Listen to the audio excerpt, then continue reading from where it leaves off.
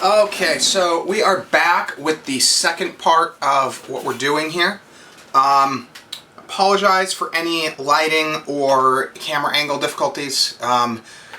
Better camera gear is probably my next purchase on the list. Possibly even today, if I can make a final decision on what I want.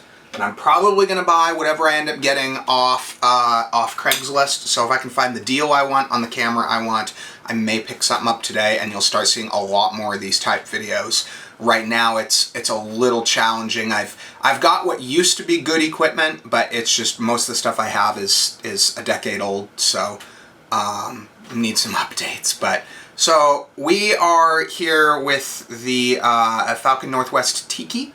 And I'm going to take this thing apart and give you an idea of how it's built, how interesting it is. If anyone's curious how I rip theirs apart, whatever. I'm going to be fairly in-depth with this one. So the first thing that we're going to do, and I saw this and I realized it's probably the best thing to do before ripping it apart. We're going to take this, this base off.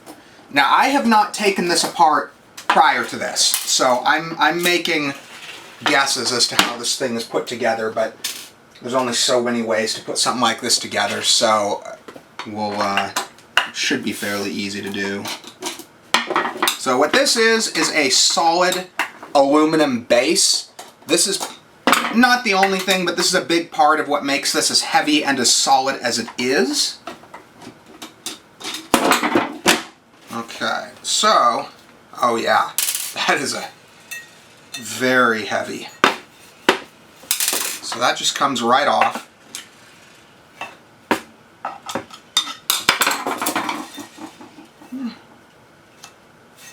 Come on, give me the screw. There you are. Okay.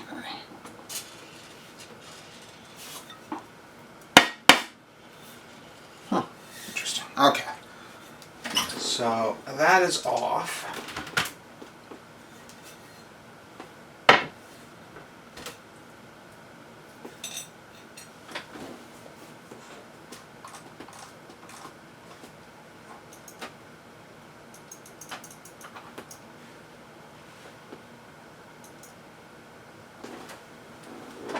So the first thing we're going to do here, pull open the side panel. I think I'm going to pull the liquid cooler out first. So the radiator is screwed to the side panel with 4 screws.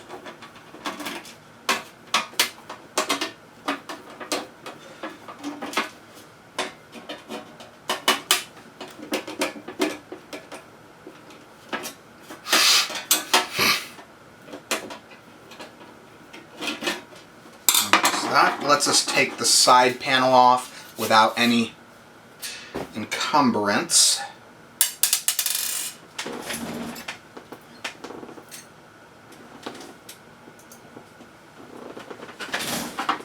Okay, then we're going to pull, it's just mounted as any standard liquid cooler. So we're going to pull just our standard screws.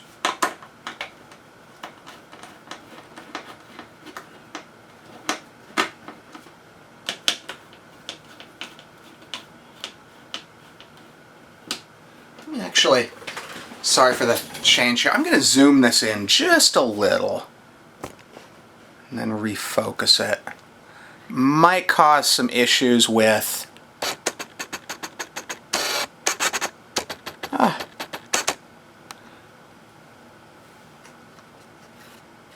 okay. Might cause some issues with field of view here, kind of make it so you can see it, but I think it'll make the video overall more useful. Okay, so we are pulling the liquid cooler off. It looks like it's a generic just backing plate with the thing screwed on, so I don't think anything special about it. Let's see here. Okay. There is our... well, that's a little bit unfortunate they did that, but that's okay. I guess they did it to make it solid. So they've got a, looks like a heat shrink on here. Give me another second here. We're going to razor that off.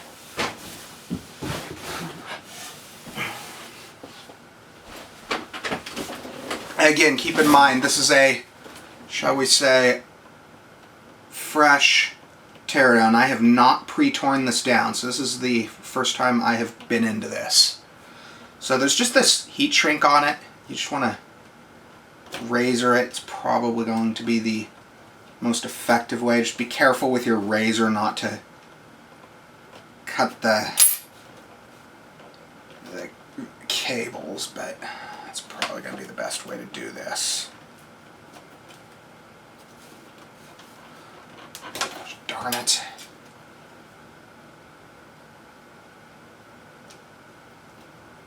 Okay, I think we got it there now.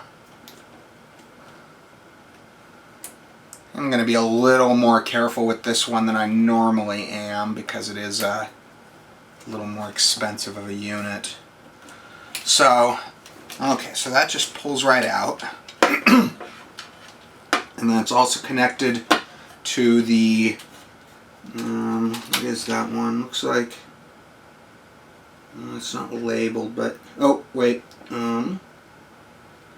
Okay, it looks like that's the primary CPU fan plug. Okay, so that's our assembly, and then like I said in the previous part of the video, it's got this, there we go, okay. It's got this low profile fan, which is a little bit unusual. I've never actually seen one like that before. Looks like it's not name brand, maybe some custom fan. Okay, what do we got next going on here? So it looks like we have a single SATA right there. I'm going to guess that's to the optical drive because, oh no, I'm sorry. We've got, okay, yeah, and then we've got two SATAs for the SSDs. So let's pull the RAM out next just because it's a little bit big. Looks like it's solid RAM. Looks like we've got some G-Skill Ripjaws DDR4 2400 2x8. So two of those. Obviously, being mini ITX, you only get two slots. Okay, let's do this. Actually, let's pull. Let's see how they did. See how they did these. Let's figure out how they did these mountings for the drives. So let's see here. So these are the two SSDs right here. I'm gonna guess. Okay, from looking at this, it looks like the entire thing. Looks like there is 4 screws here, here, here, and here. And I'm gonna guess. Let's pull these. I'm going to guess that once we pull those, and it looks like they did use hot glue or some sort of silicone-based. Some people might give them a hard time for that, but I can kind of see why they would have done it to make sure that, none of this stuff came loose. It's not that big of a risk, but I can see where they're coming from on this because this is a. It's really a high-end gaming desktop intended for, I mean, most of us that build high-end gaming desktops ourselves aren't going to buy something like this. It's kind of a cool conversation piece, but most of us aren't going to buy one of these things, so I can kind of see why they would have tried to idiot-proof the thing. Let's see if I can do this without damaging my shiny 1 terabyte SSDs.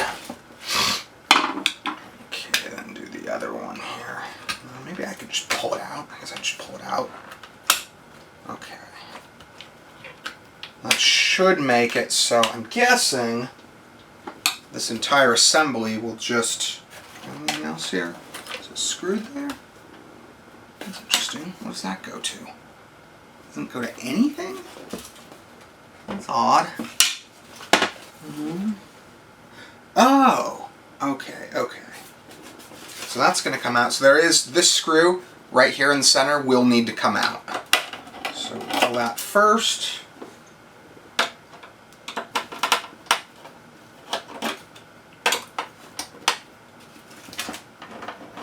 Yeah, it looks like this entire plate will lift off.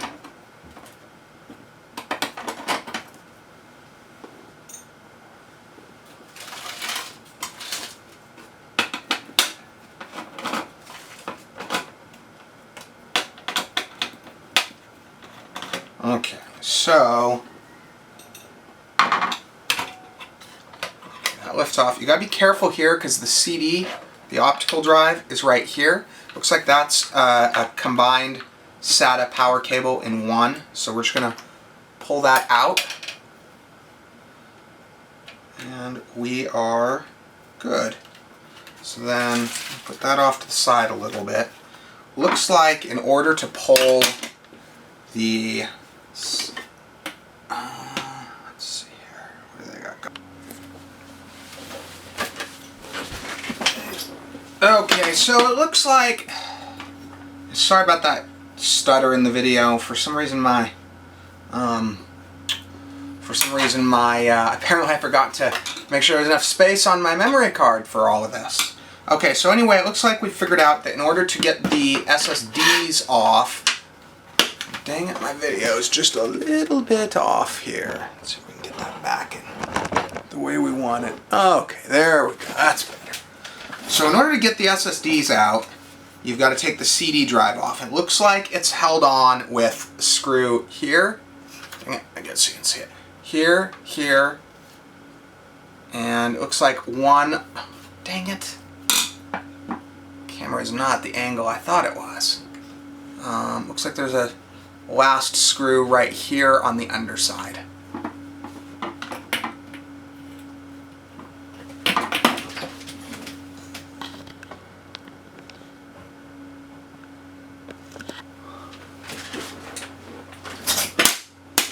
So let's get that off first.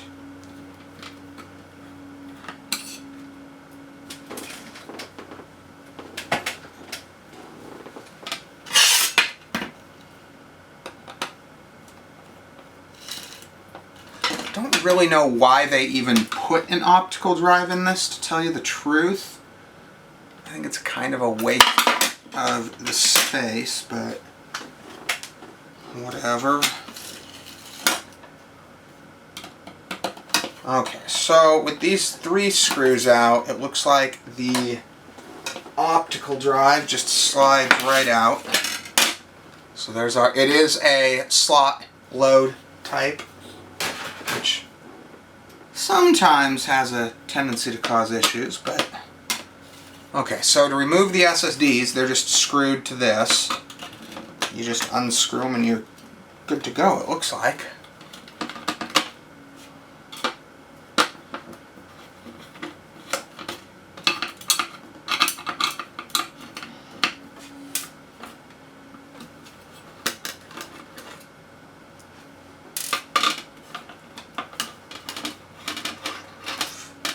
It's got mounting on this plate for two 2.5-inch drives.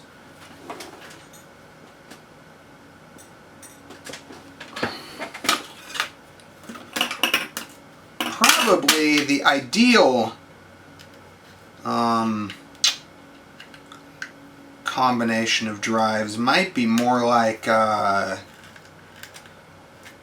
maybe a cheap 500 gig SSD plus a cheap 2 terabyte 2.5. Now that those are fairly readily available at low prices, kind of a nice little storage setup on a unit like this.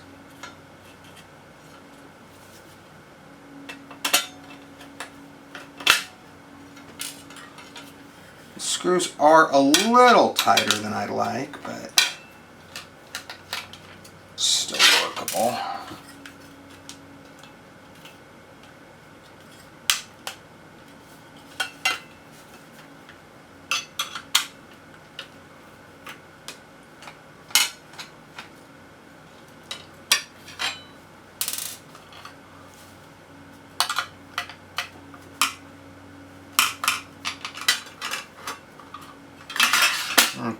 so the second SSD just pops right off. And we're going to put our drive mount tray to the side.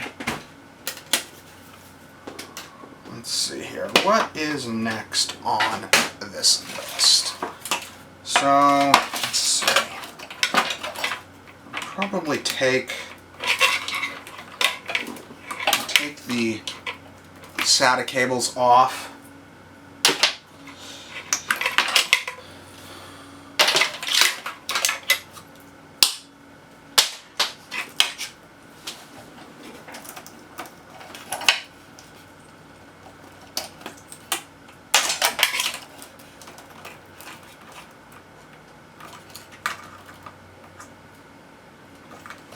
Okay, so the next thing I'm going to go for is the USB 3. That's this big cable right here. Be careful when you pull these. It's definitely tight. Let's see. Okay, it does come off easily. You just want to make sure when you're pulling one of these out, you want to make sure to go, especially this one that requires quite a bit of upwards force, you want to make sure it's full up, because if you're tilted, you're going to either damage cables or possibly break the plastic enclosure that the pins are within. Okay, so you know what? Let's do the board next. So it's a standard motherboard. It's a standard ITX board. So your 24 pin is here, right there. Can you see that? Yeah, you can see that. Let's tilt this up a little bit. So 24 pins right here. Comes off like a standard 24 pin, and then your 8 pin is up towards right there, same as any standard 8 pin, and if that comes right out, looks like we have a maybe little LED strip connected by 12 volt. I think I did a video on that a while back. That's the way they set that up, it's kind of coming unglued. That's okay, I'll fix it later. Or maybe even do it a different color. Kind of would have been cool if it went green. I don't know why they didn't go green on it. So, to pull the motherboard out, let's see, is there anything else here we can probably see? The power supply. So the internal plug for the power supply is right here. So I would pull that out. Let me see if I can get it. Once again, it's fairly tight, so you want to be careful when you're doing it. There we go. So that pulls out like that. That'll make it easier to lift the board out. Looks like our front panel I/O is right here. We're going to pull that out. And then the video card riser cable is right here. The PCIe has a push-in. It's just a spring-loaded push-in. You want to lift that out. Come on. And once again, not too tight, but definitely snug. Okay, so looks like that is. Oh, there we go. Okay, so push that to the side. And then the motherboard is a standard. There's nothing about this board that is proprietary. It is a standard Asus. Looks like a Z170i Pro Gaming.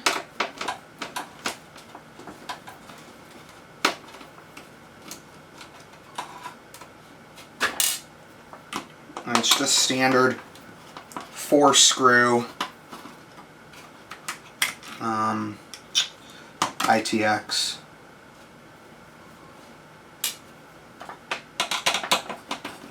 And I believe, I don't know why they didn't use it for this configuration, but I believe this board has if I can get it out without damaging anything here, there we go.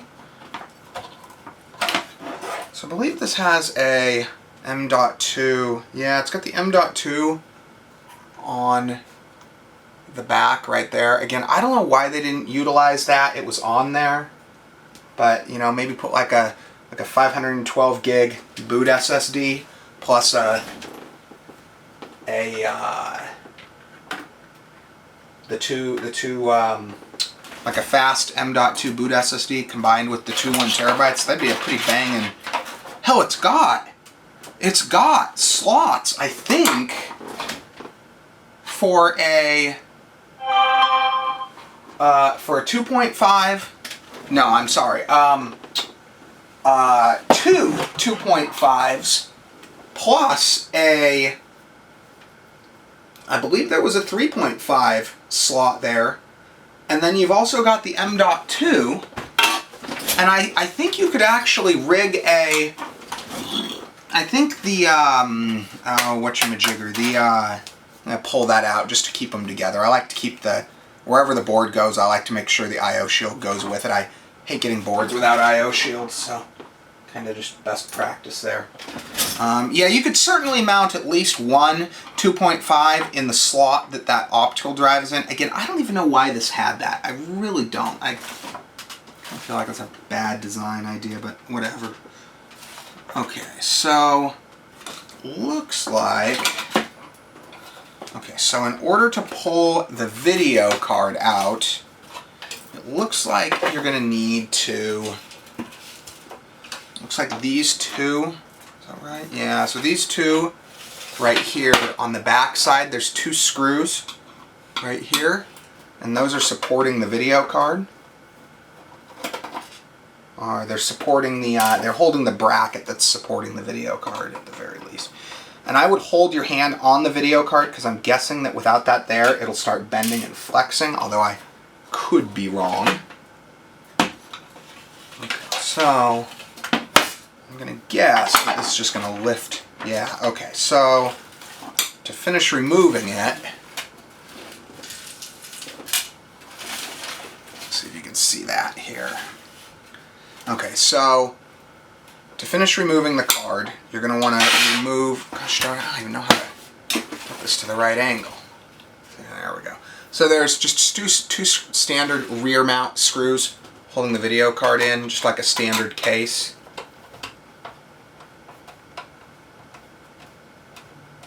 So you'll remove those.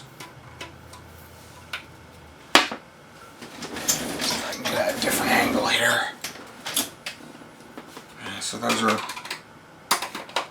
are screwing the video card directly in. They're just on the back. Actually, it looks like it's got a...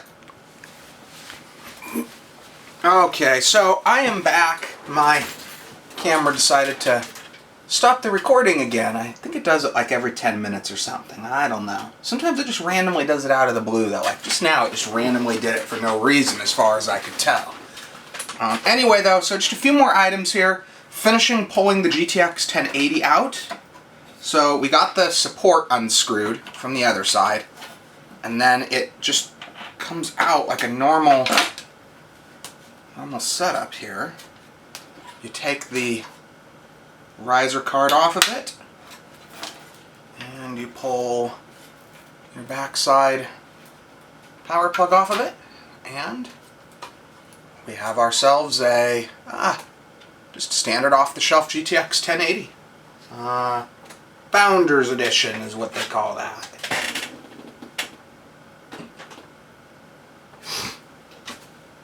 Okay, so the last thing we're going to do here is pull the power supply. So I think, looks like we got a couple more screws for supports on the back side.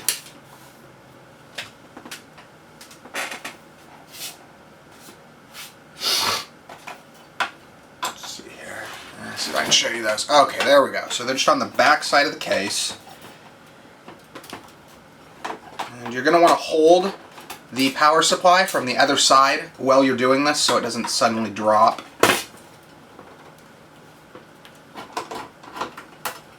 Okay. I'm guessing, oh, it looks like we've got two more on, looks like, was that the bottom? Yeah, the bottom of it.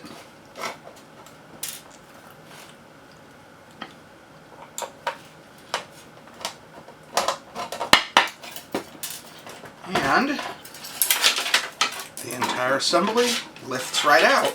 Looks like we may have, let's see, where did I put that razor blade? It looks like we're going to need a little bit of something to cut with here. Oh, there you go. Okay, there's the razor blade. So, they've got a few zip ties on here is all it is. We're all familiar with zip ties. And I think this should be good to these are tough zip ties. Okay. That's all of it. Well, so it looks like it's just a off the shelf. I wonder what this is.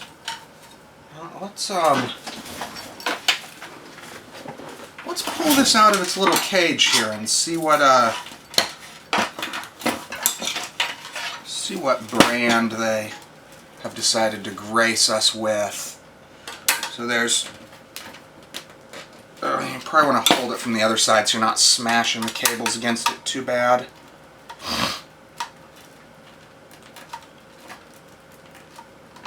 I'm gonna guess, just based on holding it. Oh, you know what? I can see it on the fan. This is a Silverstone.